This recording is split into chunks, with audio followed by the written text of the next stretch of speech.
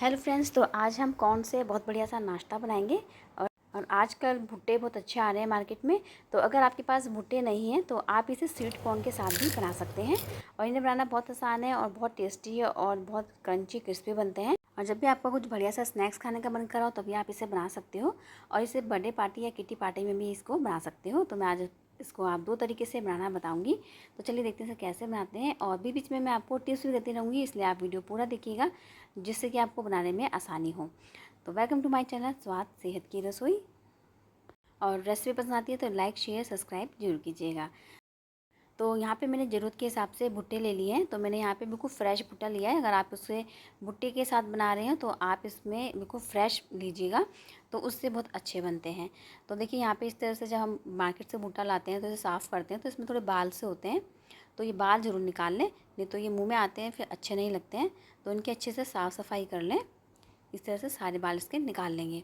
और फिर एक शार्प नाइफ़ लेंगे, उससे इसको इस तरह से कट कर लेंगे और नीचे की तरफ दबाते हुए इसे कट करेंगे। इस तरीके से जैसे हम आलू वगैरह छिलते हैं तो थोड़ा प्रेशर के साथ करेंगे। थोड़ा नाइफ़ अगर आप शार्प लेंगे तो आपको दिक्कत नहीं होगी, बहुत आराम से इसके दाने निकल जाएंगे। अगर आपके पास और कोई तरीका है तो आप उस तरीके से भी इसके दाने निकाल सकते हैं। तो मैं फ़िलहाल इस तरह से निकाल रही हूँ, मुझे इस तरह से निकालने में बहुत आसानी होती है। तो मैंने इस तरह से सारे भुट्टे के दाने में निकाल लूँगी। तो यहाँ पे मैंने उस हिसाब से लिए हैं जितने मुझे यहाँ पे बनाना है। तो देखिए यहाँ पे मैंने 1 बाउल के करीब कॉर्न ले लिए हैं। इस तरीके से मैंने इसके सारे दाने निकाल लिए थे। अब इसको हम 1-2 बार पानी में अच्छी तरह से वॉश कर लेंगे, ताकि जो गंदगी है या फिर जो बाल वगैरह है वो सब निकल जाएंगे। तो देखिए यहाँ पे मैंने इसे अच्छे से वॉश भी कर लिया है। तो अब इसको यहाँ पे हम ग्राइंडर में डाल देंगे और इसको यहाँ पे हम दरदरा पीस लेंगे। तो ज़्यादा फाइन भी नहीं पीसना है, बहुत मोटा भी नहीं पीसना है। तो इस तरह से देखिए इसी कंसिस्टेंसी इस तरह की करनी है। तो ये हमारा एक दरदरा सा पेस्ट बनकर तैयार हो गया है। तो अब इसको एक बाउल में निकाल लेते हैं। और फ्रेंड्स इतने टेस्टी और होते हैं और हेल्दी भी बहुत होते हैं, हाई प्रोटीन होते हैं। तो इसे एक बार आप बहुत जरूर ट्राई करिएगा। सीज़न में भुट्टे बहुत सस्ते भी आते हैं और हेल्दी भी होते हैं। तो यहाँ पे मैंने चॉपर में प्याज और शिमला मिर्च ले ली है। अब यहाँ पे थोड़ी सी मैं चिलीज डाल दूँगी। तो मैंने यहाँ पे ग्रीन की जगह रेड डाली है। जो कई बार क्या होता है हम जब चिली लाते हैं तो रखे रखे रेड हो जाती है, तो मैंने उसको यूज़ करा है। इसमें थोड़ा कलर भी अच्छा आता है, देखने में अच्छी लगती है। अगर आप चाहो तो इसमें चिली फ्लेक्स भी डाल सकते हो। तो इस तरह से हम इसका यहाँ पे इस तरह से चॉप कर लेंगे। तो ज़्यादा फाइन चॉप नहीं करना है, इस तरह से दरदरा चॉप करना है। और आप इसमें कैरेट भी डाल सकते हो। तो देखिए यहाँ पे मैंने थोड़े से आलू ग्रेट करके रख लिए थे। तो मैंने यहाँ पे आधा बाउल में 2 मीडियम साइज़ के आलू को बॉईल करके ग्रेट कर लिया था और ठंडा कर लिया था उसको, तभी मैंने ग्रेट करा था। तो आलू को हमेशा ठंडा करके ग्रेट करें, नहीं तो हमारा मिक्सचर पतला हो जाएगा, क्योंकि कॉर्न में भी थोड़ा पानी होता है। अब यहाँ पे मैंने 2 चम्मच बेसन ले लिया है। नमक और मिर्च स्वाद अनुसार ले लेंगे। तो इसमें थोड़ा सा चाट मसाला भी डाल देंगे। तो हमने इसमें चाट मसाला डाल लिया है, तो इसलिए हमें किसी भी मसाले की भी ज़रूरत नहीं है। तो इससे बहुत अच्छा टेस्ट आ जाएगा। अब यहाँ पे मैं आपको एक टिप्स दे दूँ कि अगर आपके पास चावल का आटा नहीं है तो आप इसमें जो पोहा होता है चिवड़ा, उसको भिगो के निचोड़ के डाल सकते हैं और 2 चम्मच उसमें बेसन डाल लें। तो इस तरीके से भी आप बना सकते हैं। तो देखिए यहाँ पे हम अपनी मनपसंद की शेप देंगे, आप जो चाहो वही शेप इसमें दे सकते हो। तो मैं यहाँ पे इसे थोड़ी कॉर्न की शेप दे रही हूँ, ताकि देखने में भी लगे कि हाँ भाई कॉर्न के हैं कटलेट, तो कॉर्न की शेप दे रही हूँ। आप अपनी मनचाही इसमें शेप दे सकते हैं। तो ये शेप बहुत जल्दी ही बन जाती है, टाइम भी इसमें ज़्यादा नहीं लगता है। तो लेकिन हम इसे थोड़ा पतले पतले बनाएंगे, मोटे बिल्कुल भी नहीं बनाएंगे, नहीं तो ये खाने में थोड़े सॉफ्ट सॉफ्ट से लगते हैं। क्योंकि हम स्नैक्स बनाए थे, थोड़े क्रंची स्नैक्स अच्छे लगते हैं। तो इसलिए से देखिए मैंने बना के यहाँ तैयार कर दिए हैं। तो मैंने ऑयल गर्म होने के लिए रख दिया था, तो इसे लो टू मीडियम पर हम फ्राई कर लेंगे। तो इस बात का ध्यान रखना है। अब हम इसे छोड़ देंगे डालकर। इसे अभी हम बिल्कुल भी नहीं पलटेंगे, बिल्कुल भी नहीं छेड़ेंगे, नहीं तो ये टूट जाएंगे। जब ये नीचे से अच्छी तरह से सीख जाएंगे तभी इसको हम पलटेंगे। तो लो टू मीडियम पे हम इसे सेकेंगे, नहीं तो ये अंदर से कच्चे रह जाएंगे। क्योंकि हमने इसमें चावल का आटा बेसन डाला है, तो वो भी अच्छे से पक जाएगा। तो देखिए नीचे से अच्छे से सीख गए हैं। तो इसको अब हम पलट लेते हैं।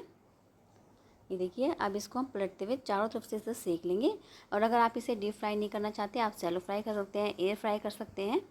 और बहुत कम ऑयल में भी आप इसको बना सकते हैं। जैसे हम तवे पर थोड़ा सा ऑयल डाल के और चारों तरफ से घुमाते हुए सेक लेंगे। तो देखिए हमारे यहाँ पे फ्राई होकर तैयार हो गए हैं। और देखिए कितने क्रंची क्रिस्पी बने हैं। अब इनको हम टिश्यू पेपर में रख लेंगे, जिससे कि जो एक्स्ट्रा ऑयल होगा वो सारा इसका निकाल देंगे। यहाँ पे मैंने देखिए दूसरी शेप भी बनाई है, इस तरह से टिक्की की शेप बनाई है, ये भी बहुत जल्दी बन जाती है। तो इसको मैंने बहुत पतली रखा है, ये भी बहुत क्रंची बनते हैं। अगर आप मोटे बनाओगे तो ये क्रंची नहीं बनेंगे, तो इसलिए आप इन्हें पतला पतले से बनाएंगे तो बहुत क्रंची बनेंगे। तो जैसे आलू की टिक्की हम मार्केट में खाते हैं बिल्कुल वैसी क्रंची बनती है ये, क्योंकि कॉर्न थोड़ा फ्राई होता है तो बहुत क्रंची हो जाता है।